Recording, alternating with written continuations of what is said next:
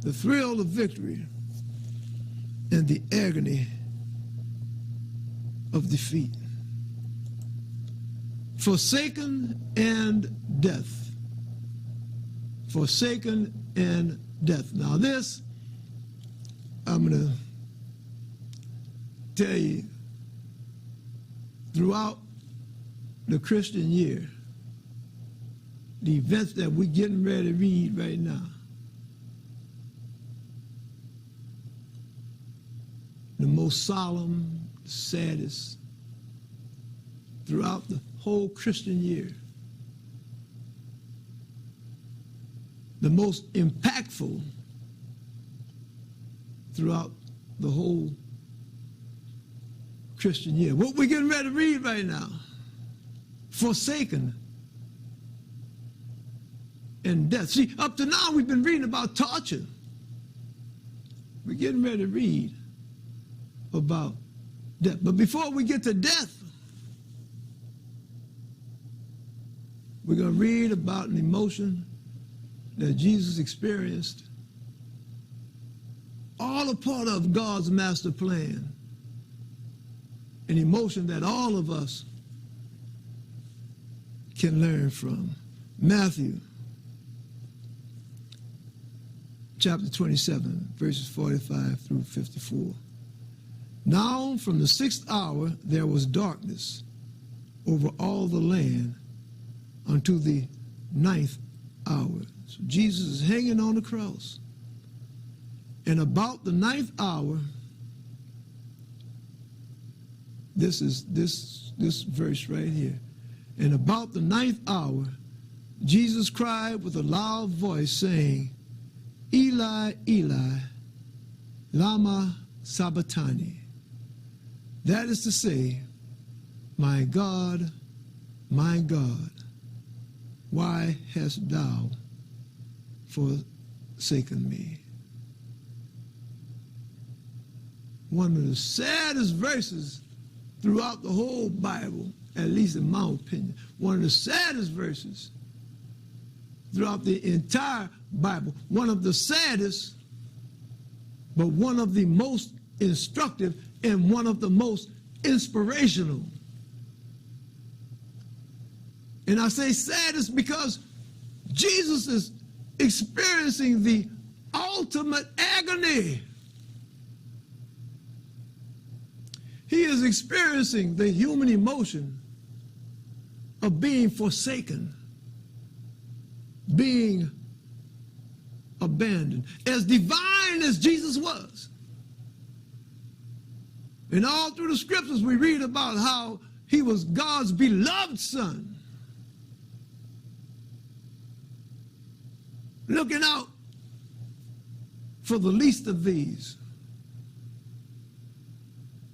born to deliver man from his sins. The Son of God, as divine and blessed as Jesus was, he is experiencing the human emotion of abandonment. You know, we read about rejection. We read about how his disciples abandoned him. We read about how his number one disciple, Peter, abandoned him. But now, tonight, we're not talking about disciples. We're not talking about the multitudes. You see, when Jesus was hanging on that cross, the last words that he utters in this fleshly human body, the last words that he utters, the last human emotion that he feels, is one of abandonment. Yes, my disciples have turned their backs on me. They have abandoned me. Yes, the people have turned their backs on me, abandoned me. I can deal with all of that. But now look Eli, Eli, lama sabachthani. My God, why hast thou forsaken me? God, I'm your loving son. Father in heaven, I am your loving son. Why have you forsaken me? The last words Jesus spoke hanging on that cross. It wasn't a message of redemption. It wasn't a message of faith. It wasn't a message of love. It wasn't a message of righteousness. It's a message of abandonment. My God, why hast thou forsaken me? Now you heard me say earlier, one of the saddest verses and also inspirational. See, it's inspirational, and what as sad as this verse is, it inspires me because it lets me know, hold on a second now, it lets me know that nowhere in the world have I ever proclaimed to be divine like Jesus. Nowhere have I ever proclaimed to be as holy as Jesus. Nowhere, never.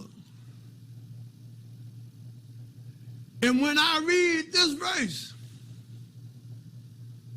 and I can see that Jesus experienced the human emotion of being forsaken, that lets me know, look, if God could have a plan for Jesus that included Jesus at one point feeling abandoned,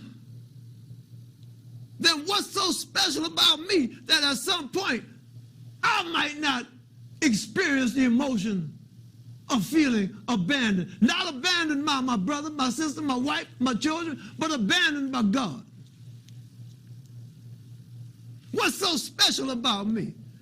You know, in our lives, there may be some times when things will happen that will test our faith. You know, I've heard people say, oh, look, my 3-month-old baby fell sick. Oh, how God let that happen? My little baby ain't did nothing to nobody. My baby got sick and died. Oh, how God let that happen? God abandoned me. I don't believe in God anymore. I hear people talk about, oh yeah, well I used to go to church all the time, but God let all this bad stuff happen in my life. God abandoned me. I ain't gonna believe in God anymore. Well, I'm here to tell you that God has a master plan for all time and all creation, that God is almighty. Every little thing that you go through is a part of God's plan. See, Jesus suffering, being tortured, being rejected by his people, all that was part of God's master plan. God had not abandoned Jesus. You see, because Jesus went through all of that, because he went through being tortured, because he went through having a crown of thorns, because he went through being spat on, because he went through being humiliated, that made the history books. All that was part of God's master plan. See, he had to go through that so that people would talk about it. You see, all throughout Jerusalem, all throughout that whole country, all throughout the surrounding countries, people would be talking about this fella who was a mega preacher. They had parades thrown for him. And look how he ended up hanging on a cross. People were going to talk about that spectacular event. See, if Jesus would have just been killed secretly somewhere off in the bushes and the weeds, people would be talking about that. But no, it was a spectacular event. Hanging on the cross, blood dripping down your head, people spitting on you, making fun of you. Spectacular. People going to talk about it. Part of God's master plan. It may be some, you might have to lose your job. You might have to fall behind in your car payments. You might have to have your car repossessed. You might have to have some sickness in your life. God has it planned, got it mapped out. Everything that's happening to you today is happening for a reason. It's all so that what God has planned for you tomorrow can occur. Today is the foundation for tomorrow. Everything that you're going through today. See, Jesus ain't on that cross. It's the foundation for what happened to him 3 days later. That's what I talk about, inspirational.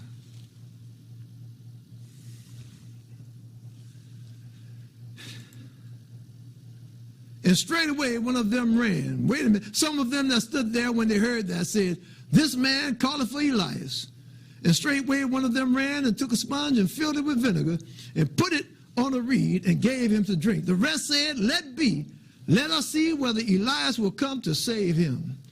Jesus, when he had cried again with a loud voice, yielded up the ghost.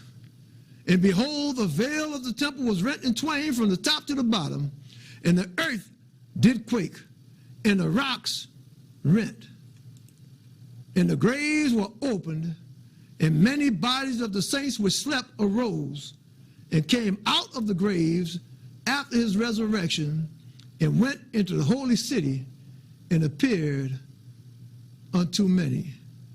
Now when the centurion and they that were with him, watching Jesus, saw the earthquake, and those things that were done, they feared greatly, saying, truly, this was the Son of God. Truly, this was the Son of God.